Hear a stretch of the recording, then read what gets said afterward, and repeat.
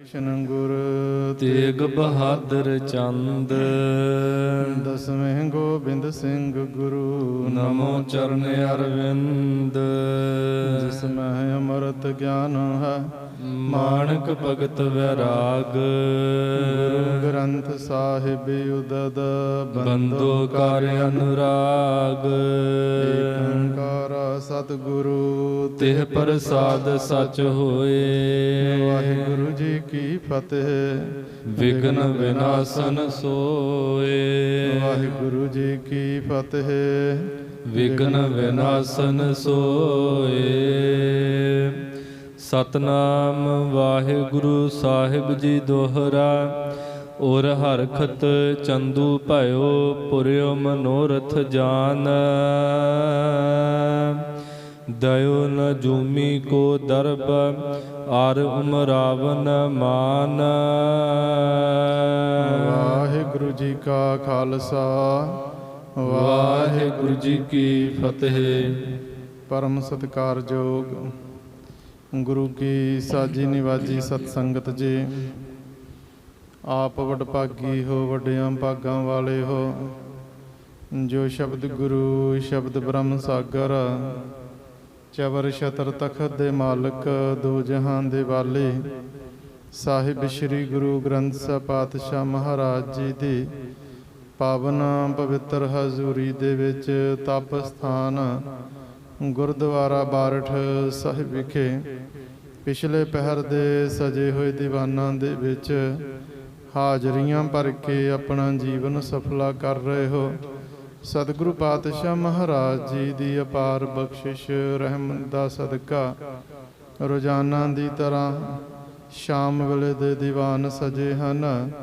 ਸਜੇ ਹੋਏ ਦੀਵਾਨਾਂ ਦੇ ਵਿੱਚ ਕਵੀ ਸੰਤੋਖ ਸਿੰਘ ਜੀ ਦੁਆਰਾ ਰਚਿਤ ਸ਼੍ਰੀ ਗੁਰਪ੍ਰਤਾਪ ਸੂਰਜ ਗ੍ਰੰਥ ਇਤਿਹਾਸ ਦੀ ਲੜੀਵਾਰ ਕਥਾ ਆਪ ਸਭ ਸੰਗਤਾਂ ਸਰਵਣ ਕਰ ਰਹੇ ਹੋ ਜੀ। ਕੱਲ ਰੋਜ਼ ਤੱਕ ਇਤਿਹਾਸਕ ਸਾਖੀ ਇੱਥੋਂ ਤੱਕ ਸਰਵਣ ਕਰ ਆਏ ਹੋ ਕਿ ਬਾਦਸ਼ਾਹ ਜਹਾਂਗੀਰ ਨਜੂਮੀ ਦਾ ਕਹਿਆ ਮਨ ਕਰ ਗੁਰੂ ਹਰਗੋਬਿੰਦ ਪਾਤਸ਼ਾਹ ਮਹਾਰਾਜ ਜੀ ਦੇ ਕੋਲ ਆਇਆ। ਆਕਰ ਸਾਰੀ ਗੱਲ ਦੱਸੀ ਹੈ ਕਿ ਨਜੂਮੀ ਨੇ ਦੱਸਿਆ ਹੈ ਕਿ ਬਾਦਸ਼ਾਹ ਤੇਰੇ ਸਿਰ ਤੇ ਸਾੜ ਸਤੀ ਹੈ। ਇਹ ਟਲ ਸਕਦੀ ਹੈ ਜੇਕਰ ਗੁਰੂ ਹਰਗੋਬਿੰਦ ਜੀ 40 ਦਿਨ ਗਵਾਲੀਅਰ ਦੇ ਕਿਲੇ ਦੇ ਵਿੱਚ ਤਪ ਕਰਨ। ਸੋ ਮੇਰੀ ਬੇਨਤੀ ਮੰਨੋ, ਤੁਸੀਂ ਪਰਉਪਕਾਰੀ ਹੋ।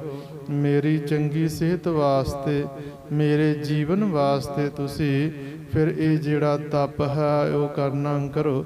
ਸਤਿਗੁਰੂ ਪਾਤਸ਼ਾਹ ਮਹਾਰਾਜ ਜੀ ਨੇ ਵਿਚਾਰਿਆ ਕਿ ਅੱਗੇ ਹੀ ਚੰਦੂ ਨੇ ਅਨੇਕਾਂ ਵਾਰ ਚੁਗਲੀਆਂ ਕੀਤੀਆਂ। ਹੁਣ ਜੇਕਰ ਬਾਦਸ਼ਾਹ ਦੇ ਅਨੁਕੂਲ ਜਾਂ ਬਾਦਸ਼ਾਹ ਦੇ ਕਹੇ ਦੇ ਅਨੁਸਾਰ ਨਹੀਂ ਕਾਰਜ ਕਰਦੇ ਤਾਂ ਫਿਰ ਚੰਦੂ ਤੇ ਜਿਹੜੇ ਵਿਰੋਧੀ ਹਨ ਉਹ ਸਾਰੇ ਬਾਦਸ਼ਾਹ ਦੇ ਕੰਨ ਭਰਨਗੇ।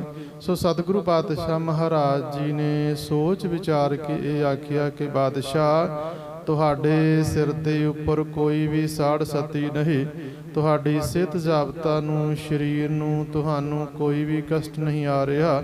ਪਰ ਜਿਸ ਦੇ ਸਿਰ ਦੇ ਉੱਪਰ ਸਾੜ ਸਤੀ ਆਈ ਹੈ ਨਾ, ਉਹ ਕਿਸੇ ਵੀ ਰੂਪ ਦੇ ਵਿੱਚ ਟਲੇਗੀ ਨਹੀਂ।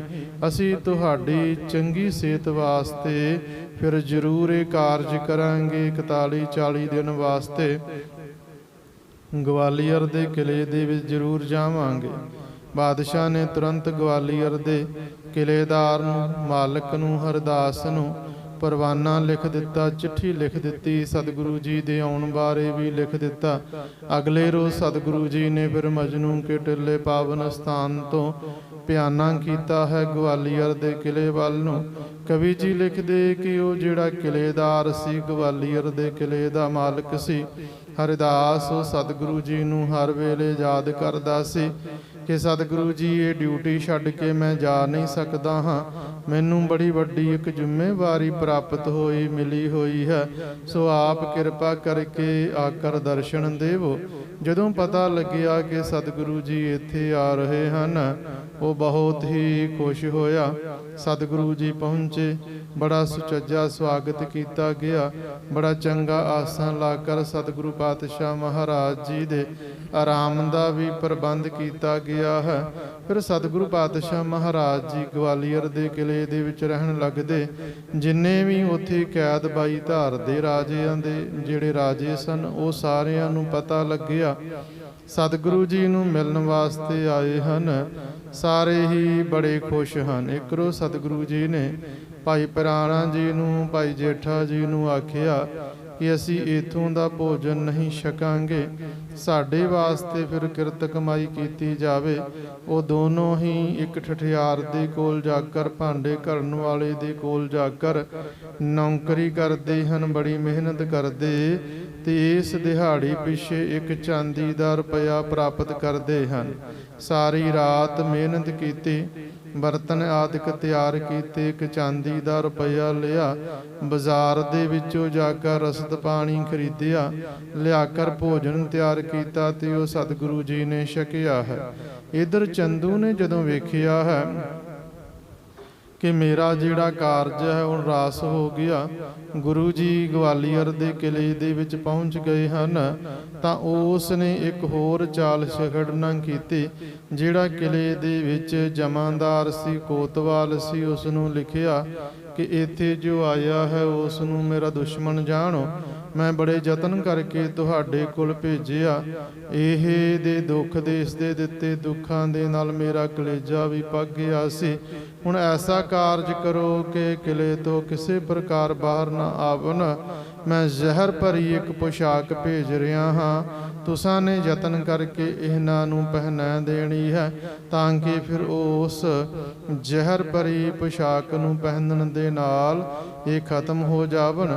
ਤੇ ਜਾਕਰ ਇਹ ਆਖਣਾ ਹੈ ਕਿ ਬਾਦਸ਼ਾਹ ਨੇ ਤੁਹਾਡੇ ਵਾਸਤੇ ਭੇਜੀ, ਛਲ ਕਪਟ ਕਰਕੇ ਮਿੱਠੇ ਬੋਲ ਕਹਿਣਾ ਤੇ ਆਪਣੀਆਂ ਅੱਖਾਂ ਦੇ ਨਾਲ ਵੇਖਦੇ ਹੋਏ ਉਹਨਾਂ ਦੇ ਸਰੀਰ ਦੇ ਉੱਪਰ ਇਸ ਪੋਸ਼ਾਕ ਨੂੰ ਪਹਿਨਾ ਦੇਣਾ ਹੈ। ਦੁਸ਼ਟ ਅਜੇ ਵੀ ਪਾਪ ਕਰਨ ਤੋਂ ਟਲਿਆ ਨਹੀਂ ਹੈ। ਇੱਥੋਂ ਤੱਕ ਦਾ ਜਿਹੜਾ ਇਤਿਹਾਸ ਹੈ, ਕੱਲ ਰੋਜ਼ ਤੱਕ ਆਪ ਸਭ ਸੰਗਤਾਂ ਸਰਵਣ ਕਰ ਆਏ ਹੋ। ਆਓ ਮਨ ਬਿਰਤੀ ਆਈ ਇਕਾਗਰ ਕਰਕੇ ਧਿਆਨ ਗੁਰ ਚਰਨਾਂ ਦੇ ਵਿੱਚ ਜੋੜ ਕਰ ਆਉਣ ਵਾਲੇ ਇਤਿਹਾਸ ਨੂੰ ਸਰਵਣ ਕਰਕੇ ਹਿਰਦਿਆਂ ਦੇ ਵਿੱਚ ਵਸਾ ਕਰ ਆਪਣਾ ਜੀਵਨ ਸਫਲਾ ਕਰੀਏ। ਸਤਨਾਮ ਵਾਹਿਗੁਰੂ ਸਾਹਿਬ ਜੀ। ਚੌਪਈ।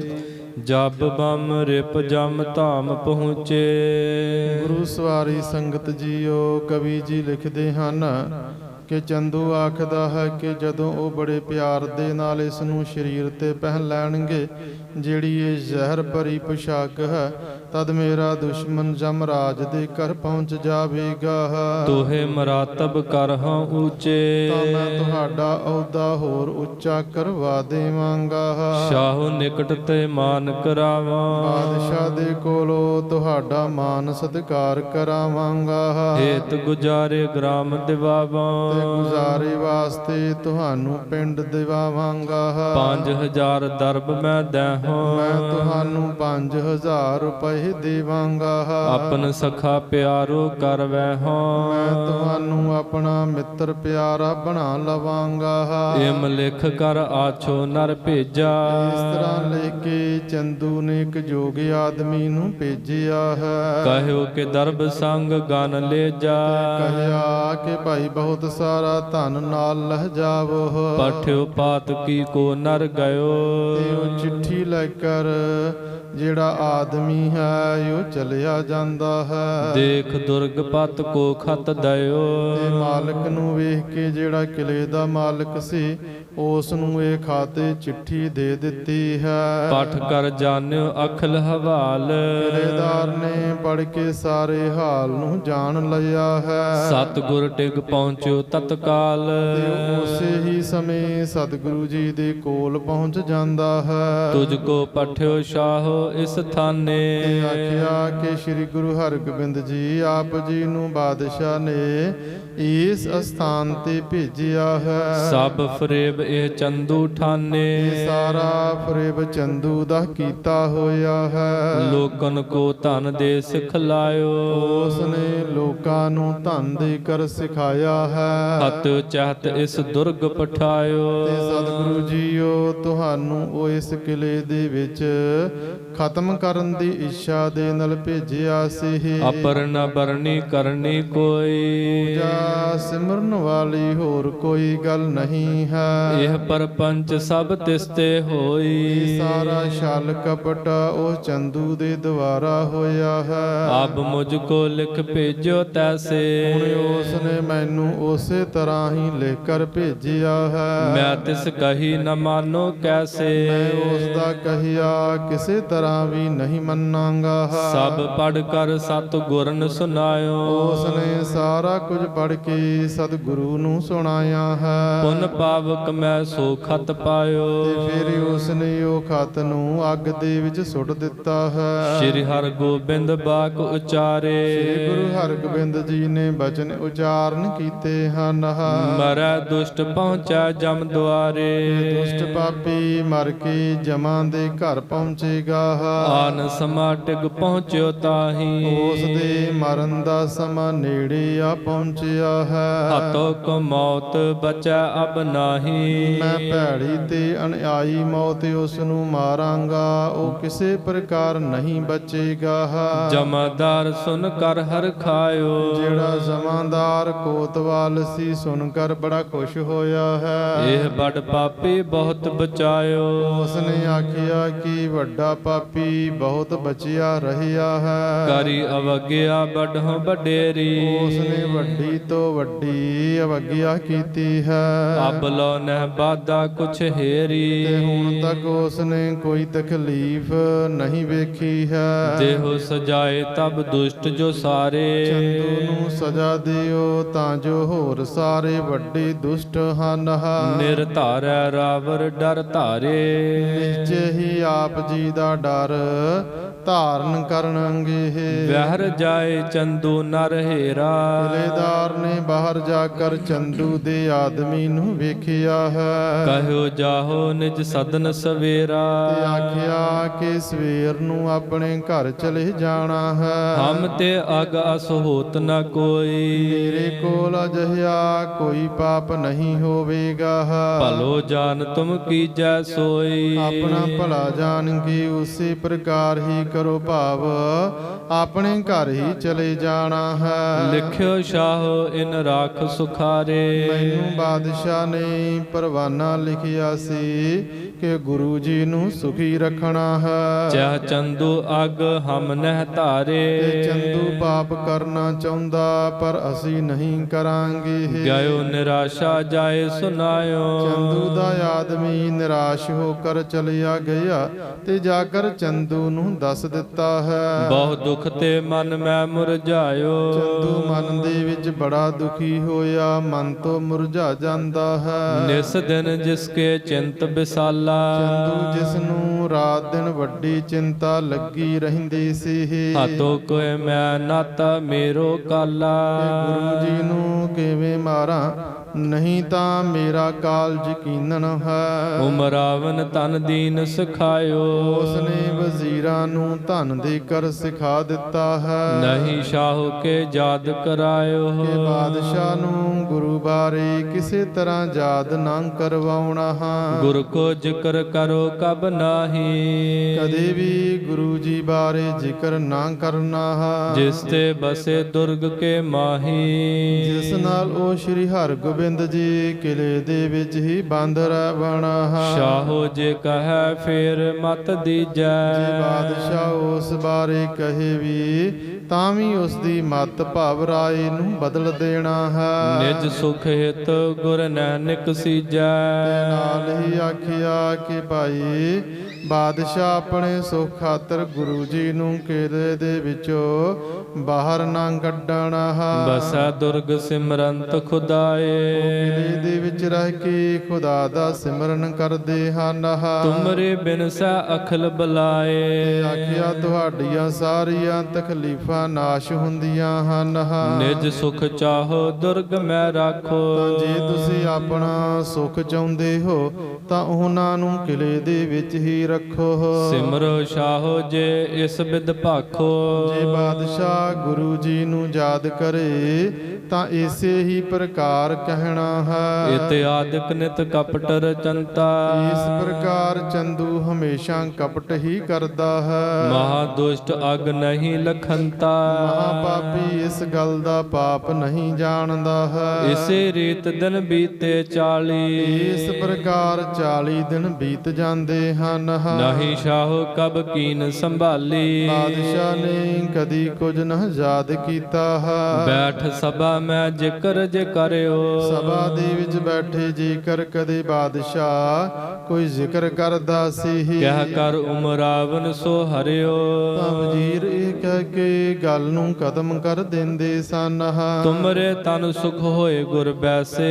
ਗੁਰੂ ਜੀ ਦੇ ਉੱਥੇ ਰਹਿਣ ਦੇ ਨਾਲ ਹੀ ਤੁਹਾਡੇ ਸਰੀਰ ਨੂੰ ਸੁਖ ਪ੍ਰਾਪਤ ਹੋ ਰਿਹਾ ਹੈ। ਦੁਰਗ ਬਿਖੈ ਨਿਕਸਾਉ ਨ ਕੈਸੇ। ਇਸ ਲਈ ਕਿਸੇ ਤਰ੍ਹਾਂ ਵੀ ਉਹਨਾਂ ਨੂੰ ਕਿਲੇ ਦੇ ਵਿੱਚੋਂ ਬਾਹਰ ਨਾ ਕੱਢਣਾ ਹੈ। ਦਰਬ ਜਾ ਤਰਾਵਰ ਕੇ ਘਰ ਤੇ। ਆਪ ਜੀ ਦੇ ਘਰ ਤੋਂ ਧਨ ਜਾ ਰਿਹਾ ਹੈ। ਨਿਤ ਆਨੰਦ ਸੋ ਬੈਠਿਓ ਵਰਤੇ। ਉਹ ਰੋਜ਼ ਆਨੰਦ ਸਦ ਬੈਠੇ ਉਸ ਧਨ ਨੂੰ ਵਰਤ ਰਹੇ ਹਨ। ਤੁਮਰੇ ਕੁਸ਼ਲ ਗੁਰੂ ਧਨ ਪਾਵੈ। ਤੁਹਾਡੀ ਕਿਰਪਾ ਖੁਸ਼ੀ ਦੇ ਨਾਲ ਗੁਰੂ ਜੀ ਧਨ ਪ੍ਰਾਪਤ ਕਰ ਰਹੇ ਹਨ। ਇਸ ਮੈਂ ਦੋਸ਼ ਨਾ ਕੁਛ ਬਨ ਆਵੈ। ਤੇ ਇਸ ਦੇ ਵਿੱਚ ਤੁਹਾਡੇ ਤੇ ਕੋਈ ਵੀ ਦੋਸ਼ ਵਾਲੀ ਗੱਲ ਨਹੀਂ ਬਣਦੀ ਹੈ। ਇਮ ਫਰੇਬ ਕੀ ਕਹਿ ਬਾਤ। ਇਸ ਤਰ੍ਹਾਂ ਫਰੇਬ ਦੀਆਂ ਗੱਲਾਂ ਕਹਿ ਕਰ ਜਹਾਂਗੀਰ ਕੀ ਮਤ ਵਿਚਲਾਤ। ਤਾਂ ਉਹਨਾਂ ਨੇ ਬਾਦਸ਼ਾਹ ਜਹਾਂਗੀਰ ਦੀ ਬੁੱਧੀ ਨੂੰ ਫੇਰ ਦਿੱਤਾ ਹੈ। 2 ਦਿਨ ਉੱਪਰ ਬਾਹਰ ਗੁਜ਼ਾਰੇ। ਫਿਰ 2 ਦਿਨ ਉੱਪਰ ਹੋਰ ਗੁਜ਼ਰ ਜਾਂਦੇ ਹਨ। ਮਿਲ ਸਿੱਖ ਪੰਚੋ ਕੀਨ ਵਿਚਾਰੇ। ਕਿਲੇ ਦੇ ਵਿੱਚ ਬੈਠੇ 5 ਸਿੱਖਾਂ ਨੇ ਮਿਲ ਕਰ ਵਿਚਾਰ ਕੀਤੀ ਹੈ। ਸ਼੍ਰੀ ਅਰਜਨ ਕੀ ਸਮ ਇਹ ਬਾਤ। ਉਹਨਾਂ ਨੇ ਆਖਿਆ ਕਿ ਇਹ ਗੱਲ ਤਾਂ ਗੁਰੂ ਅਰਜਨ ਦੇਵ ਜੀ ਦੇ ਵਾਂਗ ਹੀ ਹੋ ਰਹੀ ਹੈ। ਚੰਦੂ ਤਕੈ ਗੁਰੂ ਤਨ ਘਾਤ। ਚੰਦੂ ਗੁਰੂ ਹਰਗੋਬਿੰਦ ਜੀ ਨੂੰ ਖਤਮ ਕਰਨਾ ਚਾਹੁੰਦਾ ਹੈ। ਸ਼ਾਹੋ ਸਮੀਪੀ ਸਭ ਅਪਨਾਏ। ਬਾਦਸ਼ਾਹ ਦੇ ਜੋ ਨਜ਼ਦੀਕੀ ਹਨ ਉਸ ਨੇ ਸਾਰੇ ਆਪਣੇ ਵੱਲ ਕਰ ਲਏ ਹਨ। ਤਿਮ ਭਾਖੈ ਜਿਮ ਦੇਤ ਸਿਖਾਏ। ਤੇ ਉਹ ਸਾਰੇ ਅਹਲਕਾਰ ਉਸੇ ਹੀ ਪ੍ਰਕਾਰ ਬੋਲਦੇ ਹਨ ਜਿਵੇਂ ਚੰਦੂ ਉਹਨਾਂ ਨੂੰ ਆਖਦਾ ਹੈ। ਜਹਾਂਗੀਰ ਕਿਮ ਧੀਰਜ ਗਹੈ। ਦੇਖੋ ਬਾਦਸ਼ਾਹ ਜਹਾਂਗੀਰ ਕਿਵੇਂ ਧੀਰਜ ਧਾਰ ਕੇ ਬੈਠਾ ਹੈ। ਸਗਰੇ ਨਰ ਬਦ ਮਸਲਤ ਕਹੈ। ਉਸ ਦੇ ਸਾਰੇ ਆਦਮੀ ਬੁਰੀ ਸਲਾਹ ਦੇ ਰਹੇ ਹਨ। ਆਵਨੀਪਨ ਕੈ ਸ਼ਰਵਨ ਵਡੇਰੇ। ਰਾਜਿਆਂ ਦੇ ਕੰਨ ਵੱਡੇ ਹੁੰਦੇ ਹਨ। ਜਿਸ ਕਿਸ ਤੇ ਸੁਨ ਲੇਤ ਨਾ ਹੇਰੇ। ਜਿਸ ਕਿਸ ਦੀ ਵੀ ਸੁਣ ਲੈਂਦੇ ਪਰ ਆਪਣੇ ਅੱਖਾਂ ਦੇ ਨਾਲ ਨਹੀਂ ਵੇਖਦੇ ਹਨ। 2-3 ਮਿਲ ਫੇਰੈ ਮਤ ਕੋ। 2 ਦਿਨ ਵੱਡੇ ਅਧਿਕਾਰੀ ਮਿਲ ਕਰ ਉਸ ਦੀ ਮਤ ਨੂੰ ਫੇਰ ਦਿੰਦੇ ਹਨ। ਬੁਰਾ ਕਾਜ ਨਿਜ ਕਹਿਤ ਅਸਤ ਕੋ। ਝੂਠ ਕਹਿ ਕੇ ਆਪਣੇ ਪੂਰੇ ਕਾਰਜ ਕਰ ਲੈਂਦੇ ਹਨ। ਜਹਾਂ ਕਚਹਿਰੀ ਸਮਸਰ ਸਾਰੀ। ਜਿੱਥੇ ਸਾਰੀ ਕਚਹਿਰੀ ਇੱਕੋ ਜਹੀ ਹੀ ਹੋਵੇ। ਇਕ ਆਛਾ ਪਰ ਕਰਤ ਉਚਾਰੀ। ਤੇ ਇੱਕੋ ਮੰਤਵ ਦੇ ਨਾਲ ਸਾਰੇ ਬੋਲ ਰਹੇ ਹੋਵਣ। ਸੋ ਕਾਰਜ ਪੁਰਵੈ ਨਹਿ ਕੈਸੇ। ਫਿਰ ਉਹਨਾਂ ਦਾ ਉਹ ਕਾਰਜ ਕਿਵੇਂ ਪੂਰਾ ਨਹੀਂ ਹੋਵੇਗਾ। ਕਰੋ ਵਿਚਾਰ ਨਿਜ ਔਰ ਐਸੇ। ਸੋ ਸਾਰੇ ਸਿੱਖ ਆਪਣੇ ਹਿਰਦੇ ਦੇ ਵਿੱਚ ਇਉਂ ਵਿਚਾਰਾਂ ਕਰੋ। ਸਤਿਗੁਰ ਸਿਮਾ ਨਿਧਾਨ ਮਹਾਨੇ। ਕਿਮਾਂ ਦੇ ਭੰਡਾਰ ਮਹਾਨ ਸਤਿਗੁਰੂ ਜੀ ਜੋ ਗੁਰੂ ਅਰਜਨ ਦੇਵ ਜੀ ਹਨ। ਲਵਪੁਰ ਰਾਖੇ ਬਰਜਰ ਸਾਨੇ। ਉਹਨਾਂ ਨੇ ਸਾਨੂੰ ਲਾਹੌਰ ਦੇ ਵਿੱਚ ਗੁੱਸਾ ਕਰਕੇ ਕੁਝ ਕਰਨ ਤੋਂ ਵਰਜ ਦਿੱਤਾ ਸੀ, ਰੋਕ ਦਿੱਤਾ ਸੀ। ਨਿਜ ਬਲ ਨੈ ਸੰਭਾਰਨ ਕੀਨ। ਤੇ ਆ ਸਾਡਾ ਜਿਹੜਾ ਬਲ ਸੀ ਭਾਵ ਅਜ਼ਮਤ ਆਦਿਕ ਸੀ, ਤਾਕਤ ਵੱਲ ਕੋਈ ਵੀ ਚੇਤਾ ਨਹੀਂ ਕੀਤਾ ਸੀ। ਹਮ ਕੋ ਅਜਮਤ ਕਰਨ ਨਾ ਦੀਨ। ਸਾਨੂੰ ਵੀ ਕੋਈ ਕਰਾਮਤ ਨਹੀਂ ਕਰਨ ਦਿੱਤੀ ਸੀ। ਸ਼ਹ ਕਰ ਸਰਬ ਸਜਾਏ ਸ਼ਰੀਰ। ਸਾਰੀਆਂ ਸਜਾਵਾਂ ਸਰੀਰ ਦੇ ਉੱਪਰ ਸਹਿ ਲਈਆਂ ਸਨ। ਗਮਨ ਕੀਨ ਬੈਕੁੰਠ ਸਧੀਰ। ਤੇ ਧੀਰਜ ਸਹਿਤ ਬੈਕੁੰਠ ਜਾਣਾ ਧਾਰ ਲਿਆ ਸੀ। ਇਹ ਕੌਤਕ ਸਭ ਚੰਦੂ ਕਰੇ, ਹੁਣੇ ਸਾਰੀ ਖੇਡ ਵੀ ਚੰਦੂ ਹੀ ਕਰ ਰਹਿਆ ਹੈ। ਸ਼ਾਹੁਰ ਦੇ ਕੁਛ ਸਮਝ ਨਾ ਪਰੇ, ਤੇ ਬਾਦਸ਼ਾਹ ਨੂੰ ਆਪਣੇ ਹਿਰਦੇ ਵਿੱਚ ਕੋਈ ਸਮਝ ਨਹੀਂ ਪੈ ਰਹੀ ਹੈ। ਦੁਰਗ ਗਵਾਲੀਅਰ ਗੁਰੂ ਬਿਠਾਏ, ਗੁਰੂ ਜੀ ਨੂੰ ਗਵਾਲੀਅਰ ਦੇ ਕਿਲੇ ਦੇ ਵਿੱਚ ਬਿਠਾ ਦਿੱਤਾ ਹੈ। ਤਹ ਕਿਆ ਕਰੈ ਲਖੀ ਨਹਿਕਾਏ, ਉਥੇ ਗੁਰੂ ਜੀ ਨਾਲ ਕੀ ਕਰਦੇ ਹਨ ਉਹ ਕੋਈ ਨਹੀਂ ਜਾਣਦਾ ਹੈ। ਮਾਨ ਬਾਕ ਜੇ ਦੇ ਬਿਠਾਈ, ਜੇਕਰ ਇਹ ਮਨ ਇਹ ਬਚਨ ਮੰਨ ਕੇ ਬਿਠਾ ਦਿੱਤੇ ਹਨ ਬਹੁਰ ਬੁਲਾਵੋ ਸੁਧ ਨਹਿ ਆਈ। ਕਿ ਮੈਂ ਗੁਰੂ ਜੀ ਨੂੰ ਫਿਰ ਬੁਲਾ ਲਵਾਂਗਾ, ਪਰ ਬਾਦਸ਼ਾਹ ਵੱਲੋਂ ਕੋਈ ਖਬਰ ਨਹੀਂ ਆਈ ਹੈ। ਜੇ ਸੁਧ ਹੋਏ ਤੈਨੂੰ ਮਤ ਫੇਰੀ, ਜੇ ਉਸ ਨੂੰ ਪਤਾ ਹੋਵੇਗਾ ਤਾਂ ਵੀ ਉਹਨਾਂ ਚੁਗਲਖੋਰਾਂ ਨੇ ਬਾਦਸ਼ਾਹ ਦੀ ਮੱਤ ਫੇਰ ਦਿੱਤੀ ਹੈ। ਨਹੀਂ ਹਕਾਰੈ ਗੁਰ ਇਸ ਬੇਰੀ, ਬਾਦਸ਼ਾਹ ਇਸ ਵਾਰ ਵੀ ਗੁਰੂ ਜੀ ਨੂੰ ਨਹੀਂ ਬੁਲਾਵੇਗਾ। ਆਪੇ ਸ਼ਾਹ ਬੁਲਾਵਹਿ ਪਾਹੀ। ਸੋ ਇਹ ਜਿਹੜੀ ਆਸ ਹੈ ਨਾ ਕਿ ਬਾਦਸ਼ਾਹ ਆਪਣੇ ਆਪ ਹੀ ਕੋਲ ਬੁਲਾ ਲਵੇਗਾ।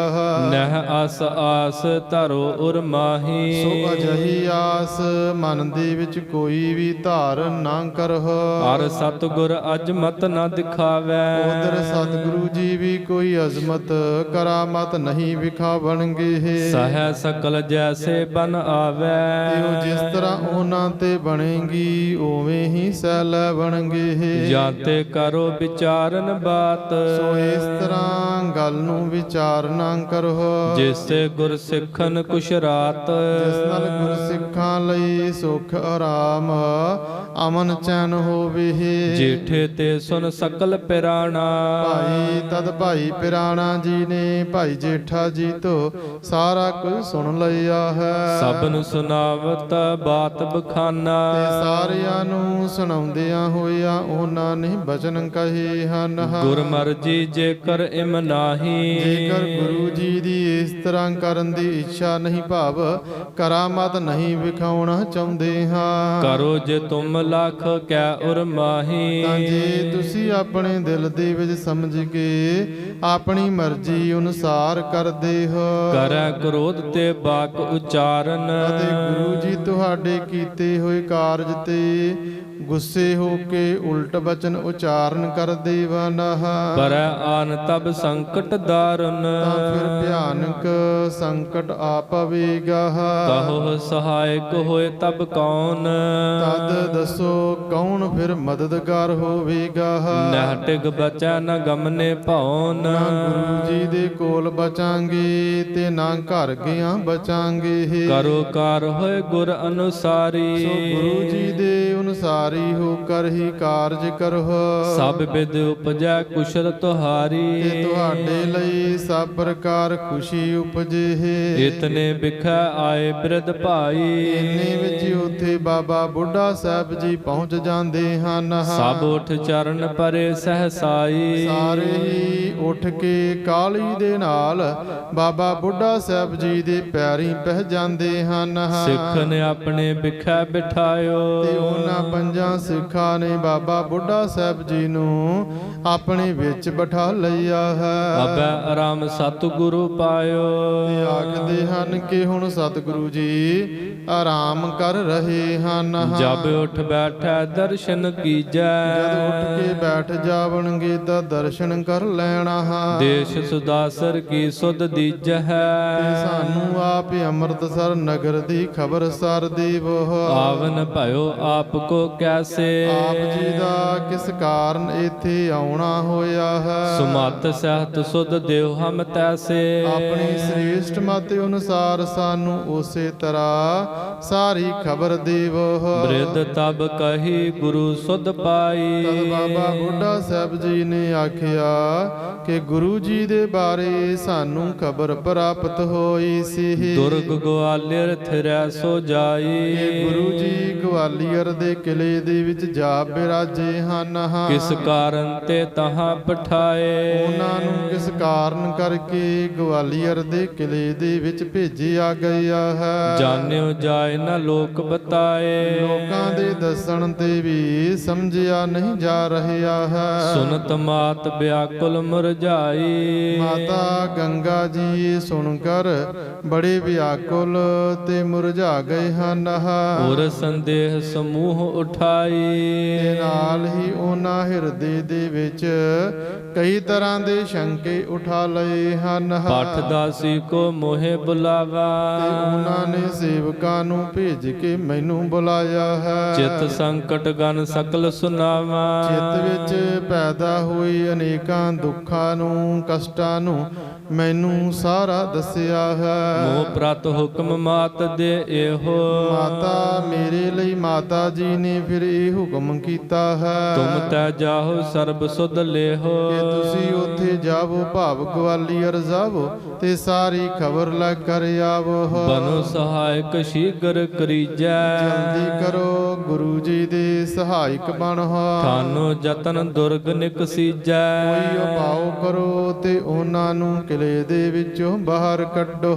ਇਸ ਸੇਵਾ ਹਿਤ ਮੈਂ ਚੱਲ ਆਇਓ। ਇਸ ਸੇਵਾ ਵਾਸਤੇ ਬਾਬਾ ਬੁੱਢਾ ਜੀ ਆਖਦੇ ਮੈਂ ਇੱਥੇ ਚੱਲ ਕੇ ਆਇਆ ਹਾਂ। ਮਾਤ ਬਾਕ ਕੋ ਨਹਿ ਉਲਟਾਇਓ। ਮਾਤਾ ਜੀ ਦੀ ਗੱਲ ਨੂੰ ਮੈਂ ਮੋੜ ਨਹੀਂ ਸਕਦਾ ਹਾਂ। ਸੁਨ ਜੇਠਾ ਬੋਲਿਓ ਤੁਮ ਸਿਆਣੇ। ਇਹ ਸੁਣ ਕਰ ਭਾਈ ਜੇਠਾ ਜੀ ਆਖਦੇ ਹਨ ਕਿ ਬਾਬਾ ਬੁੱਢਾ ਸਾਹਿਬ ਜੀਓ ਤੁਸੀਂ ਸਾਰਿਆਂ ਦੇ ਨਾਲੋਂ ਸਿਆਣੇ ਹੋ। ਉਚਿਤ ਉਪਾਉ ਕੌਣ ਅਬ ਠਾਨੇ।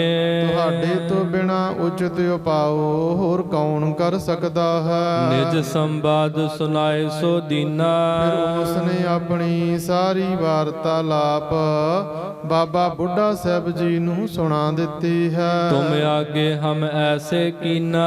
ਤੁਹਾਡੇ ਤੋਂ ਪਹਿਲਾਂ ਅਸੀਂ ਇਸ ਤਰ੍ਹਾਂ ਕਰਨ ਦਾ ਗੁਰਮਤਾ ਕੀਤਾ ਹੈ। ਨਹੀਂ ਰਜਾਏ ਗੁਰੂ ਤੇ ਲੀਨੀ। ਗੁਰੂ ਜੀ ਤੋਂ ਇਸ ਦੀ ਆਗਿਆ ਨਹੀਂ ਲਈ ਹੈ। ਜਾਂ ਤੇ ਮਸਲਤ ਭੀ ਸਭ ਹੀਨੀ। ਇਸ ਲਈ ਸਾਡੀਆਂ ਸਭ ਸਲਾਵਾਂ ਵੀ ਨਿਫਲ ਹਨ। ਤੁਮ ਅਰ ਗੁਰ ਮੈਂ ਭੇਦ ਨ ਕੋ।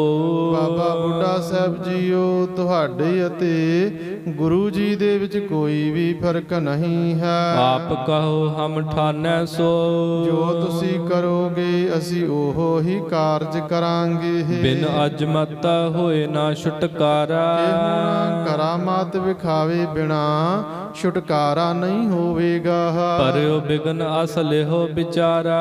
ਅਸੀਂ ਇਸ ਤਰ੍ਹਾਂ ਵਿਚਾਰਿਆ ਸੀ ਤਾਂ ਹੁਣ ਵਿਗਨ ਪੈਦਾ ਹੋ ਗਿਆ ਹੈ। ਜੇਕਰ ਤਰਾਸ ਪਾਏ ਉਰ ਸ਼ਾਹੂ। ਜੇਕਰ ਬਾਦਸ਼ਾਹ ਦੇ ਹਿਰਦੇ ਦੇ ਵਿੱਚ ਡਰ ਪੈਦਾ ਕੀਤਾ ਜਾਵੇ ਤਉ ਨਿਕਸਾਏ ਦੁਰਗ ਕੇ ਮਾਹੂ। ਤਾਂ ਹੀ ਉਹ ਗੁਰੂ ਜੀ ਨੂੰ ਕਿਲੇ ਦੇ ਵਿੱਚੋਂ ਬਾਹਰ ਕੱਢੇਗਾ। ਨਾਹੀਂ ਤਾਂ ਤਿਸ ਕੋ ਬਿਗਰਤ ਕਿਆ ਹੈ। ਨਹੀਂ ਤਾਂ ਉਸ ਦਾ ਕੀ ਵਿਗੜਦਾ ਪਿਆ ਭਾਵ ਨੁਕਸਾਨ ਹੋ ਰਿਹਾ ਹੈ। ਗੁਰੂ ਬਿਠਾਏ ਨਿਚਿੰਤ ਭਇਆ ਹੈ। ਗੁਰੂ ਜੀ ਨੂੰ ਉਥੇ ਬਿਠਾ ਕੇ ਬੇਫਿਕਰ ਹੋਇਆ ਪਿਆ ਹੈ। ਜੇ ਕਬ ਸਿਮਰੈ ਗੁਰ ਗੁਣ ਜਾਨ।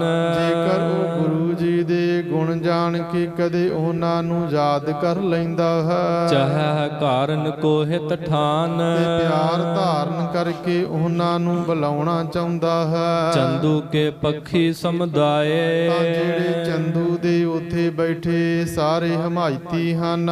ਕਹਿ ਬਹੁ ਬਿਦ ਤੇ ਮਤ ਵਿਚਲਾਏ। ਤਾਂ ਕਈ ਤਰ੍ਹਾਂ ਦੇ ਨਾਲ ਕਹਿ ਕਰ ਉਸ ਦੀ ਮਤ ਫਿਰ ਦਿੰਦੇ ਹਨ। ਅਵਦ ਬਦੀ ਤਿਨ ਬਾਸਰ ਚਾਲੀ। ਉਸਨੇ ਬਾਦਸ਼ਾਹ ਨੇ ਗੁਰੂ ਜੀ ਦੇ ਕਿਲੇ ਦੇ ਵਿੱਚ ਰਹਿਣ ਦੀ ਮਿਆਦ ਜਿਹੜੀ ਸੀ ਉਹ 40 ਦਿਨ ਮਿਥੀ ਹੋਈ ਸੀ। ਥਿਤੀ ਅਦਕ ਲੱਖ ਆਜ ਸੋ 42। ਤੇ ਅੱਜ ਉਸ ਤੋਂ ਵੀ ਜ਼ਿਆਦਾ ਦਿਨ ਬੀਤ ਗਏ ਜਾਣੋ 42 ਦਿਨ ਹੋ ਗਏ ਹਨ। ਹਮ ਚਾਹਤ ਹੈ ਕਰਿਓ ਉਪਾਏ। ਅਸੀਂ ਕੋਈ ਉਪਾਅ ਕਰਨਾ ਚਾਹੁੰਦੇ ਹਾਂ। ਕਿਮਰਾਵਰ ਕੀ ਅਹਰ ਜਾਏ। ਇਸ ਬਾਰੇ ਆਪ ਜੀ ਦੀ ਕੀ ਮਰਜ਼ੀ ਹੈ। ਸੁਣ ਭਾਈ ਬ੍ਰਿਧ ਨੇ ਮਨ ਜਾਨੀ। ਭਾਈ ਜੇਠਾ ਜੀ ਦੀ ਗੱਲ ਸੁਣ ਕਰ ਬਾਬਾ ਬੁੱਢਾ ਸਾਹਿਬ ਜੀ ਨੇ ਮਨ ਦੀ ਸਾਰੀ ਗੱਲ ਨੂੰ ਜਾਣ ਲਿਆ ਹੈ। ਜਥਾ ਭਵਿਖਿਤ ਮੈਂ ਪ੍ਰਭ ਠਾਨੀ। ਤੇ ਜਿਸ ਤਰ੍ਹਾਂ ਭਵਿੱਖ ਦੇ ਵਿੱਚ ਪਰਮਾਤਮਾ ਆਤਮਾ ਨੇ ਕਰਨਾ ਸੀ। ਕਹਿਓ ਬਾਕ ਸਿੱਖਨ ਸਮਝਾਏ। ਤਾਂ ਉਹਨਾਂ ਨੇ ਸਿੱਖਾਂ ਨੂੰ ਸਮਝਾਉਂਦਿਆਂ ਹੋਇਆਂ ਵਾਕ ਕਹੇ ਹਨ। ਤੁਰਕੇਸ਼ਰ ਦੇਵ ਤਰਾਸ ਦਿਖਾਏ। ਬਾਦਸ਼ਾਹ ਨੂੰ ਡਰ ਵਿਖਾ ਦੇਵੋ। ਮਾਤ ਹੁਕਮ ਤੇ ਮੈਂ ਇਹ ਕਹਿਓ। ਮੈਂ ਤੁਹਾਨੂੰ ਇਹ ਮਾਤਾ ਗੰਗਾ ਜੀ ਦੀ ਆਗਿਆ ਦੇ ਨਾਲ ਕਰਨ ਦੀ ਕਹਿ ਰਿਹਾ ਹਾਂ। ਜਤਨ ਕਰਨ ਕੋ ਪਠਵਨ ਚਾਹਿਓ। ਉਹਨਾਂ ਚਾਹ ਕੇ ਮੈਨੂੰ ਕੋਈ ਉਪਾਅ ਕਰਨ ਲਈ ਭੇਜਿਆ ਹੈ। ਕਿਸਕੇ ਕਾਹੇ ਕਰੀ ਅਸ ਬਾਤ। ਕਿਸੇ ਦੇ ਆਖੇ ਕਿਸ ਤਰ੍ਹਾਂ ਦੀ ਕਰਾਮਾਤ ਵਾਲੀ ਗੱਲ ਕੀਤੀ ਹੈ। ਗੁਰ ਬੂਝੈ ਲੇਹੋ ਨਾਮ ਸੋ ਮਾਤ। ਜੇਕਰ ਗੁਰੂ ਹਰਗੋਬਿੰਦ ਜੀ ਇਸ ਬਾਰੇ ਪੁੱਛਣ ਤਾਂ ਉਸੇ ਵੇਲੇ ਮਾਤਾ ਗੰਗਾ ਜੀ ਦਾ ਨਾਮ ਲੈਣਾ ਹੈ। ਇਮ ਸਿੱਖਨ ਮਿਲ ਮਸਲਤ ਹੋਈ। ਤਦ ਇਸ ਪ੍ਰਕਾਰ ਸਿੱਖਾਂ ਨੇ ਮਿਲ ਕਰ ਸਲਾਹ ਕੀਤੀ ਹੈ। ਜਾਹੇ ਜਾਮਨੀ ਮੈਂ ਤਹ ਦੋਈ। ਤੇ ਦੋਨੋਂ ਜਾਣੇ ਰਾਤ ਨੂੰ ਉੱਥੇ ਜਾਵਣਗੇ। ਬ੍ਰਿਧ ਆਇਸ ਤੇ ਉਰ ਹਰ ਖਾਏ। ਬਾਬਾ ਬੁੱਢਾ ਸਾਹਿਬ ਜੀ ਦੀ ਆਗਿਆ ਮਿਲਣ ਤੇ ਉਹਨਾਂ ਦੇ ਹਿਰਦੇ ਖੁਸ਼ ਹੋ ਗਏ ਹਨ। ਕਰਨ ਉਪਾਉ ਸਭਨ ਮਨ ਭਾਏ। ਤਾਂ ਇਸ ਤਰ੍ਹਾਂ ਨਾਲ ਯਤਨ ਕਰਨਾ ਸਭ ਦੇ ਮਨ ਨੂੰ ਚੰਗਾ ਲੱਗਿਆ ਹੈ। ਧਰੇ ਦੁਪਹਿਰੇ ਸਤਿਗੁਰ ਜਾਗੇ। ਦੁਪਹਿਰਾ ਢਲਣ ਤੇ ਸਤਿਗੁਰੂ ਜੀ ਜਾਗ ਪੈਂਦੇ ਹਨ। ਮਿਲਿਓ ਬ੍ਰਿਧ ਭਾਈ ਅਨੁਰਾਗੇ। ਬਾਬਾ ਬੁੱਢਾ ਸਾਹਿਬ ਜੀ ਤੇ ਭਾਈ ਗੁਰਦਾਸ ਜੀ ਨੂੰ ਗੁਰੂ ਜੀ ਪ੍ਰੇਮ ਸਹਿਤ ਮਿਲਦੇ ਹਨ। ਜਿਮ ਬੂਝੀ ਸੁਧ ਸਰਬ ਬਤਾਈ। ਜਿਵੇਂ ਗੁਰੂ ਜੀ ਨੇ ਖਬਰਸਾਰ ਪੁੱਛੀ ਸੀ ਉਹਨਾਂ ਨੇ ਸਾਰੀ ਦੱਸ ਦਿੱਤੀ ਹੈ। ਆਤ ਆਨੰਦ ਪਿਖ ਰਹਿਓ ਸਮਾਈ। ਤੇ ਗੁਰੂ ਜੀ ਦੇ ਦਰਸ਼ਨ ਕਰਕੇ ਉਹ ਬੜੇ ਹੀ ਆਨੰਦ ਪ੍ਰਸੰਨ ਹੋਏ ਹਨ। ਦੋਹਰਾ ਸ਼੍ਰੀ ਹਰਿ ਗੋਬਿੰਦ ਬ੍ਰਿਧ ਕੋ ਦੇਖ ਰਹੇ ਹਰ ਖਾਏ। ਸ੍ਰੀ ਗੁਰੂ ਹਰਗੋਬਿੰਦ ਜੀ ਬਾਬਾ ਬੁੱਢਾ ਸਾਹਿਬ ਜੀ ਨੂੰ ਵੇਖ ਕਰ ਬਹੁਤ ਖੁਸ਼ ਹੋ ਰਹੇ ਹਨ। ਕਹੋ ਸੁਦਾਸਰ ਸੁਧ ਸਕਲ ਸਿੱਖ ਸੰਗਤ ਸਮੁਦਾਏ। ਤਾਂ ਉਹਨਾਂ ਫਰਮਾਇਆ ਕਿ ਸ੍ਰੀ ਅੰਮ੍ਰਿਤਸਰ ਅਤੇ ਸਮੂਹ ਸਿੱਖ ਸੰਗਤ ਦੀ ਸਾਰੀ ਖਬਰ ਸੁਣਾਵੋ। ਚੌਪਈ ਪ੍ਰਿਯ ਪੁੱਤਰਾ ਜੋ ਪ੍ਰਤੀ ਖਤ ਆਵੈ। ਪੁੱਤਰ ਨੂੰ ਪਿਆਰ ਕਰਨ ਵਾਲੇ ਪਿਆਰੇ ਮਾਤਾ ਜੀ ਉਡੀਕ ਕਰ ਰਹੇ ਹੋਵਣਗੇ। ਆਸ ਮਮ ਮਾਤ ਸਨੇਹ ਉਪਾਵੈ। ਮੇਰੇ ਮਾਤਾ ਜੀ ਇਸ ਤਰ੍ਹਾਂ ਹਿਰਦੇ ਅੰਦਰ ਸਨੇਹ ਕਰਦੇ ਹੋਵਣਗੇ ਕਿ ਸ੍ਰੀ ਹਰਗੋਬਿੰਦ ਜੀ ਛੇਤੀ ਆ ਜਾਵਣ। ਸਕਲ ਕੁਸ਼ਲ ਤਿਨ ਅਹੈ ਸ਼ਰੀਰ। ਉਹਨਾਂ ਦਾ ਸਰੀਰ ਸਭ ਕੁਸ਼ਲ ਮੰਗਲ ਰਾਜੀ ਖੁਸ਼ੀ ਹੈ। ਵੇਖਣ ਚਾਹਤਾ ਮਮ ਕੋ ਯੁਤ ਧੀਰ। ਮਾਤਾ ਜੀ ਮੈਨੂੰ ਬੜੇ ਧੀਰਜ ਨਾਲ ਵੇਖਣਾ ਚਾਹੁੰਦੇ ਹੋਵਣਗੇ। ਕਿਮ ਆਗਵਨ ਆਪ ਕੋ ਭਇਓ।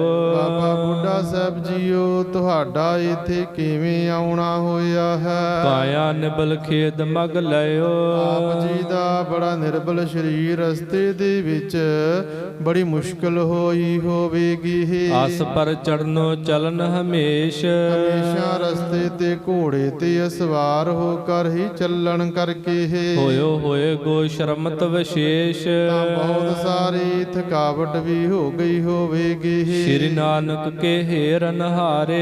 ਸ੍ਰੀ ਗੁਰੂ ਨਾਨਕ ਸਾਹਿਬ ਜੀ ਦੇ ਦਰਸ਼ਨ ਕਰਨ ਵਾਲੇ ਭਾਵ ਉਹ ਸਮੇਂ ਦੇ ਹੋ। ਬੜੀ ਅਵਸਥਾ ਬਲ ਤਨ ਹਾਰੇ। ਆਪ ਜੀ ਦੀ ਉਮਰ ਵੀ ਬਹੁਤ ਵੱਡੀ ਹੋ ਗਈ ਤੇ ਸਰੀਰ ਦੀ ਤਾਕਤ ਵੀ ਘਟ ਰਹੀ ਹੈ। ਬੈਠ ਰਹਿ ਨਹੀਂ ਤੁਮ ਬਨ ਆਵੈ। ਸਤਿਗੁਰੂ ਜੀ ਆਖਦੇ ਹਨ ਕਿ ਬਾਬਾ ਬੁੱਢਾ ਜੀ ਹੁਣ ਤੁਹਾਡਾ ਉੱਥੇ ਬੈਠੇ ਰਹਿਣਾ ਹੀ ਸੋਭਦਾ ਹੈ। ਦਰਸ਼ਨ ਤੇ ਗਨ ਦੋਸ਼ ਮਿਟਾਵੈ। ਤੁਹਾਡੇ ਦਰਸ਼ਨ ਕਰਨ ਤੇ ਅਨੇਕਾਂ ਲੋਕ ਆਪਣੇ ਦੋਸ਼ ਦੂਰ ਕਰ ਲੈਂਦੇ ਹਨ। ਬਚਨ ਤੁਮਾਰੇ ਸੁਦਾ ਸਮਾਨ। ਤੁਹਾਡੇ ਬਚਨ ਅੰਮ੍ਰਿਤ ਦੇ ਸਮਾਨ ਹਨ। ਸ਼ਰਵਨ ਕਰੇ ਸੁਖ ਲਹਿ ਮਹਾਨ। ਤੇ ਸੁਣ ਕਰ ਵੱਡੇ ਸੁਖ ਪ੍ਰਾਪਤ ਹੁੰਦੇ ਹਨ। ਕਿਰਪਾ ਸਹਿਤ ਕੋਮਲ ਗੁਰਬਾਨੀ। ਗੁਰੂ ਸਾਹਿਬ ਜੀ ਤੋਂ ਕਿਰਪਾ ਵਾਲੇ ਕੋਮਲ ਬਚਨ ਸੁਣ ਕਰ ਸੁਨਤ ਆਨੰਦਤ ਆਪ ਬਖਾਨੀ। ਸੁਣਦਿਆਂ ਹੋਇਆਂ ਬਾਬਾ ਬੁੱਢਾ ਸਾਹਿਬ ਜੀ ਆਪ ਆਨੰਦਿਤ ਹੋ ਕਰ ਦੱਸਣ ਲੱਗੇ ਹਨ। ਸ਼ੋਰ ਸੁਦਾਸਰ ਕੋ ਜਿਮ ਆਏ। ਜਿਸ ਤਰ੍ਹਾਂ ਅਸੀਂ ਅੰਮ੍ਰਿਤਸਰ ਛੱਡ ਕੇ ਆਏ ਸੀ ਕੁਸ਼ਲ ਛੇਮ ਸੋ ਬਸੈ ਤਿਥਾਏ। ਉੱਥੇ ਸਾਰੇ ਉਸੇ ਤਰ੍ਹਾਂ ਹੀ ਕੁਸ਼ਲ ਮੰਗਲ ਰਾਜੀ ਖੁਸ਼ੀ ਵਸ ਰਹੇ ਹਨ। ਹਨ। ਸਰਬ ਔਰ ਤੇ ਸੰਗਤ ਆਵੈ, ਸਾਰੇ ਪਾਸਿਆਂ ਤੋਂ ਸੰਗਤ ਆਉਂਦੀ ਹੈ। ਮੁਦਤ ਹਿਰਦੇ ਅੰਮ੍ਰਿਤ ਸਰ ਨਾਵੈ, ਸਾਰੇ ਖੁਸ਼ੀ ਹਿਰਦੇ ਸਹਿਤ ਅੰਮ੍ਰਿਤ ਸਰੋਵਰ ਦੇ ਵਿੱਚ ਇਸ਼ਨਾਨ ਕਰਦੇ ਹਨ। ਹਰ ਮੰਦਰ ਮੈਂ ਜਾਹੇ ਬਹੋਰੀ, ਫਿਰ ਸ੍ਰੀ ਹਰਿਮੰਦਰ ਸਾਹਿਬ ਜੀ ਦੇ ਵਿੱਚ ਜਾਂਦੇ ਹਨ। ਪਰਮ ਪ੍ਰੇਮ ਤੇ ਅਰਪ ਅਕੋਰੀ, ਵੱਡੇ ਪ੍ਰੇਮ ਸਹਿਤ ਭੇਟਾਵਾਂ ਅਰਪਣ ਕਰਦੇ ਹਨ। ਸਿਮਰਤ ਹੈ ਇੱਕ ਦਰਸ ਤੁਹਾਰਾ, ਬਸ ਇੱਕ ਆਪ ਜੀ ਦੇ ਹੀ ਮੁੜ ਦਰਸ਼ਨਾਂ ਲਈ ਅਰਦਾਸ ਕਰਦੇ ਹਨ। ਕਰੈ ਪ੍ਰਤੀਖਨ ਭਾਉ ਉਦਾਰਾ, ਬੜੇ ਪ੍ਰੇਮ ਸਹਿਤ ਆਪ ਜੀ ਦੀ ਉਡੀਕ ਸੰਗਤਾਂ ਕਰ ਰਹੀਆਂ ਹਨ। ਰਾਵਰ ਕੀ ਸੁਧ ਪਹੁੰਚੀ ਜਾਏ, ਆਪ ਜੀ ਬਾਰੇ ਇਹ ਖਬਰ ਜਾ ਪੁੱਜੀ ਸੀ। ਸ਼ਾਹੋ ਮਿਲਿਓ ਬਹੁ ਪ੍ਰੇਮ ਉਪਾਏ, ਆਪ ਜੀ ਨੂੰ ਬਾਦਸ਼ਾਹ ਬੜਾ ਪ੍ਰੇਮ ਪ੍ਰਗਟ ਕਰਕੇ ਮਿਲਿਆ ਸੀ। ਸੰਗ ਅਖੇਰ ਸ਼ੇਰ ਕੋ ਮਾਰਾ, ਆਪ ਜੀ ਨੇ ਉਸ ਨਾਲ ਸ਼ਿਕਾਰ ਖੇਡਦੇ ਹੋਏ ਸ਼ੇਰ ਨੂੰ ਮਾਰਿਆ ਸੀ। ਭਇਓ ਜਗਤ ਮੈਂ ਸੁਜਸ ਤੁਮਾਰਾ, ਜਿਸ ਨਾਲ ਆਪ ਜੀ ਦਾ ਜਗਤ ਦੇ ਵਿੱਚ ਸ੍ਰੇਸ਼ਟ ਜਸ ਹੋਇਆ ਹੈ। ਡੇਰੇ ਬਿਖੈ ਸ਼ਾਹੋ ਚਲ ਆਇਓ, ਬਾਦਸ਼ਾਹ ਆਪ ਜੀ ਦੇ ਡੇਰੇ ਦੇ ਵਿੱਚ ਵੀ ਚੱਲ ਕੇ ਆਇਆ ਸੀ। ਗੁਰੂ ਅਦਾਇਬ ਅਦਕ ਵਧਾਇਓ, ਉਸ ਨੇ ਗੁਰੂ ਜੀ ਆਪ ਜੀ ਦਾ ਬਹੁਤ ਸਤਿਕਾਰ ਵਧਾਇਆ ਹੈ। ਪੁਨਿ ਦੁਰਗ ਮੈਂ ਪਰਵਿਛਨ ਸੁਨਿਓ, ਫਿਰ ਅਸੀਂ ਆਪ ਜੀ ਦਾ ਕਿਲੇ ਦੇ ਵਿੱਚ ਗਵਾਲੀਅਰ ਦੇ ਕਿਲੇ ਦੇ ਵਿੱਚ ਦਾਖਲ ਹੋਣ ਬਾਰੇ ਸੁਣਿਆ ਹੈ। ਮਾਤ ਬਸੂਰਤ ਸਿਰ ਕੋ ਧੁਨਿਓ, ਤਾਂ ਮਾਤਾ ਜੀ ਨੇ ਸ਼ੋਕ ਦੇ ਵਿੱਚ ਸਿਰ ਹਿਲਾਇਆ, ਭਾਵ ਦੁੱਖ ਮਹਿਸੂਸ ਕੀਤਾ ਹੈ। ਬੜੇ ਗੁਰਨ ਕੋ ਸਿਮਰਨ ਕਰਤੀ, ਉਹਨਾਂ ਵੱਡੇ ਗੁਰੂ ਅਰਜਨ ਸਾਹਿਬ ਜੀ ਨੂੰ ਯਾਦ ਕਰਦਿਆਂ ਹੋਇਆਂ ਹੈ। ਤੁਮ ਦਿਸ਼ਤੇ ਸੰਕਾ ਉਰ ਧਰਤੀ, ਆਪ ਜੀ ਪ੍ਰਤੀ ਹਿਰਦੇ ਦੇ ਵਿੱਚ ਸ਼ੰਕਾ ਧਾਰਨ ਕੀਤੀ ਸੀ। ਅਦਕ ਬਿਖਾਦ ਹਿਰਦੈ ਮਹਿ ਪਾਇਓ, ਤੇ ਉਹਨਾਂ ਨੇ ਆਪਣੇ ਹਿਰਦੇ ਦੇ ਵਿੱਚ ਬੜਾ ਹੀ ਦੁੱਖ ਪਾਇਆ ਹੈ। ਪਾਠ ਦਾਸੀ ਤਬ ਮੋਹ ਬੁਲਾਇਓ, ਤਦ ਸੇਵਕਾਂ ਨੂੰ ਭੇਜ ਕੇ ਮੈਨੂੰ ਬੁਲਾਇਆ ਸੀ। ਚਿਤ ਕੀ ਚਿੰਤਾ ਸਕਲ ਸੁਨਾਈ, ਮਾਤਾ ਜੀ ਨੇ ਆਪਣੇ ਮਨ ਦੀ ਸਾਰੀ ਚਿੰਤਾ ਮੈਨੂੰ ਸੁਣਾਈ ਸੀ। ਕਹਿਓ ਕਿ ਤੁਮ ਜਾਵਨ ਬਨ ਆਈ, ਤੇ ਆਖਿਆ ਕਿ ਹੁਣ ਤੁਹਾਡਾ ਹਰਗੋਬਿੰਦ ਜੀ ਦੇ ਕੋਲ ਜਾਣਾ ਬਣਦਾ ਹੈ। ਕਾਰਜ ਸਕਲ ਸੁਧਾਰ ਹੋ ਜਾਏ, ਤੁਸੀਂ ਖੁਦ ਜਾ ਕੇ ਸਾਰੇ ਕਾਰਜ ਸੁਧਾਰ ਦੇਵੋ। ਜਿਉ ਕਿਉ ਕਰ ਮਮ ਸੁਤ ਕੋ ਲਿਆਏ, ਜਿਵੇਂ ਕਿਵੇਂ ਕਰਕੇ ਮੇਰੇ ਸੁਪੁੱਤਰ ਨੂੰ ਲੈ ਆਉਣਾ ਹੈ। ਸੁਨ ਕਰ ਮੈਂ ਪੁਨ ਬਹੁ ਸਮਝਾਈ, ਇਹ ਸੁਣ ਕਰ ਫਿਰ ਮੈਂ ਮਾਤਾ ਜੀ ਨੂੰ ਬਹੁਤ ਸਮਝਾਇਆ ਹੈ। ਸ਼੍ਰੀ ਸਤਿਗੁਰ ਸਮਰੱਥ ਸਦਾਈ, ਇਹ ਸਤਿਗੁਰੂ ਜੀ ਹਮੇਸ਼ਾ ਹੀ ਸਮਰੱਥ ਸ਼ਕਤੀਵਾਨ ਹਨ। ਜਿਮ ਚਿਤ ਚਾਹੈ ਕਰੈ ਸੋ ਬਾਤ, ਜਿਵੇਂ ਉਹਨਾਂ ਦਾ ਮਨ ਚਾਹੁੰਦਾ ਉਹ ਓਵੇਂ ਹੀ ਕਾਰਜ ਕਰਦੇ ਹਨ। ਰਾਹੋ ਨਿਚਿੰਤ ਕੀਰਤ ਅਵਦਾਤ, ਇਸ ਲਈ ਤੁਸੀਂ ਨਿਸ਼ਚਿੰਤ ਰਹੋ, ਉਹਨਾਂ ਦੀ ਮਹਿਮਾ ਬਹੁਤ ਸ੍ਰੇਸ਼ਟ ਹੈ। ਬਾਬਾ ਬੁੱਢਾ ਸਾਹਿਬ ਜੀ ਵੀ ਮਾਤਾ ਗੰਗਾ ਜੀ ਦੇ ਆਖਣ ਤੇ ਕਹਿਣ ਤੇ ਗਵਾਲੀਅਰ ਦੇ ਕਿਲੇ ਪਹੁੰਚਦੇ ਹਨ। ਸਤਿਗੁਰੂ ਜੀ ਦੇ ਦਰਸ਼ਨ ਪ੍ਰਾਪਤ ਹੋਏ। ਸਤਿਗੁਰੂ ਜੀ ਨੇ ਆਉਣ ਦਾ ਕਾਰਨ ਪੁੱਛਿਆ ਤਾਂ ਬਾਬਾ ਬੁੱਢਾ ਸਾਹਿਬ ਜੀ ਅੰਮ੍ਰਿਤਸਰ ਦੀ ਸੁਧ ਦੱਸਣ ਉਪਰੰਤ ਫਿਰ ਮਾਤਾ ਜੀ ਦਾ ਕਹਿਣਾ, ਉਹਨਾਂ ਦੀ ਚਿੰਤਾ ਤੇ ਆਪਣੇ ਆਉਣ ਬਾਰੇ ਦੱਸਣਾ ਕਰਦੇ ਹਨ। ਬਾਬਾ ਬੁੱਢਾ ਸਾਹਿਬ ਜੀ ਅੰਮ੍ਰਿਤਸਰ ਦੀਆਂ ਹੋਰ ਕੀ ਵਿਚਾਰਾਂ ਦੱਸਦੇ ਤੇ ਭਾਈ ਪਿਰਾਣਾ ਜੀ ਤੇ ਭਾਈ ਜੇਠਾ ਜੀ ਬਾਬਾ ਬੁੱਢਾ ਸਾਹਿਬ ਜੀ ਦਾ ਕਹਿਆ ਮੰਨ ਕੇ ਦਿੱਲੀ ਵਿੱਚ ਆ ਕੇ ਰਾਤ ਸਮੇਂ ਸ਼ੇਰਾਂ ਦਾ ਰੂਪ ਧਾਰਨ ਕਰਕੇ ਬਾਦਸ਼ਾਹ ਨੂੰ ਕਿਸ ਪ੍ਰਕਾਰ ਡਰਾਉਂਦੇ ਹਨ ਤੇ ਬਾਦਸ਼ਾਹ ਫਿਰ ਕਿਸ ਪ੍ਰਕਾਰ ਰਿਹਾਈ ਦੇ ਹੁਕਮ ਦੇ ਰਿਹਾ। ਸਮੁੱਚਾ ਇਤਿਹਾਸ ਆਉਣ ਵਾਲੇ ਸਮੇਂ ਦੇ ਵਿੱਚ ਆਪ ਸਭ ਸੰਗਤਾਂ ਨੂੰ ਸਰਵਣ ਕਰਵਾਇਆ ਜਾਵੇਗਾ ਜੀ। ਸਮੇਂ ਦੀ ਸੰਪੂਰਨਤਾ ਹੈ ਜੀ। ਆਓ ਦੋ ਪੰਕਤੀਆਂ ਪੜ੍ਹ ਕੇ ਫਤਿਹ ਬੁਲਾਉਣਾ ਕਰੀਏ। ਦੋਹਰਾ ਸ਼੍ਰੀ ਹਰਗੋਬਿੰਦ ਬ੍ਰਿਧ ਕੋ ਦੇਖ ਰਹੇ ਹਰ ਖਾਏ, ਕਹੋ ਸੁਦਾਸਰ ਸੁਧ ਸਕਲ ਸਿੱਖ ਸੰਗਤ ਸਮੁਦਾਏ। ਵਾਹਿਗੁਰੂ ਜੀ ਕਾ ਖਾਲਸਾ ਵਾਹਿਗੁਰੂ ਜੀ ਕੀ ਫਤਿਹ। ਆਏ ਪ੍ਰਭ ਸ਼ਰਨਾਗਤੀ ਕਿਰਪਾ ਨਿਧ ਦਇਆਲ, ਏਕ ਅੱਖਰ ਹਰ ਮਨ ਬਸਤ ਨਾਨਕ ਹੋਤ ਨਿਹਾਲ। ਵਾਹਿਗੁਰੂ ਨਾਮ ਜਹਾਜ ਹੈ ਚੜੇ ਸੋਤਰੈ ਪਾਰ। ਜੋ ਸ਼ਰਧਾ ਕਰ ਸੇਵੰਦੇ ਪਾਰ ਉਤਾਰਨ ਹਾਰ। ਜੋ ਸ਼ਰਧਾ ਕਰ ਸੇਵੰਦੇ ਪਾਰ ਉਤਾਰਨ ਹਾਰ। ਕਥਾ ਵਿਚਾਰਾਂ ਕਰਦਿਆਂ ਹੋਇਆ ਅਨੇਕਾਂ ਪ੍ਰਕਾਰ ਦੀਆਂ ਭੁੱਲਾਂ ਗਲਤੀਆਂ ਹੋ ਗਈਆਂ ਹਨ ਜੀ। ਗੁਰੂ ਗ੍ਰੰਥ ਸਾਹਿਬ ਪਾਤਸ਼ਾਹ ਮਹਾਰਾਜ ਜੀ ਗੁਰੂ ਰੂਪ ਸੰਗਤ ਬਖਸ਼ਣ ਜੋਗ ਹੈ ਜੀ। ਬਖਸ਼ ਲੈਣਾ ਦੇਹੋ ਸੱਜਣ ਅਸੀਸੜੀਆ, ਜਿਉ ਹੋਵੈ ਸਾਹਿਬ ਸਿਉ ਮੇਲ। ਵਾਹਿਗੁਰੂ ਜੀ ਕਾ ਖਾਲਸਾ, ਵਾਹਿਗੁਰੂ ਜੀ ਕੀ ਫਤਿਹ।